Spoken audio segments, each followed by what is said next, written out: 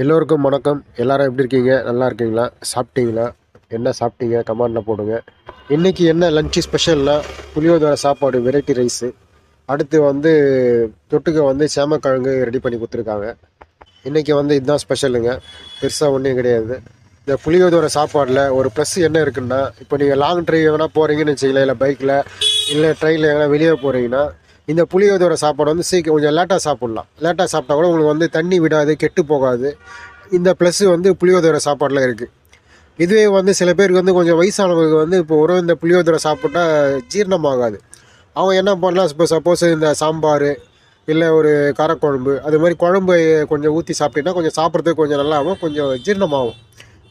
ஜீரணம் ஆகாதவங்களுக்கு இந்த ப்ராப்ளம் இருந்ததுன்னா இது மாதிரி குழம்பு ஊற்றி சாப்பிட்டீங்கன்னா கொஞ்சம் சாப்பிட்றதுக்கும் கொஞ்சம் டேஸ்ட்டு நல்லாயிருக்கும், கொஞ்சம் ஜீரணமாகும்.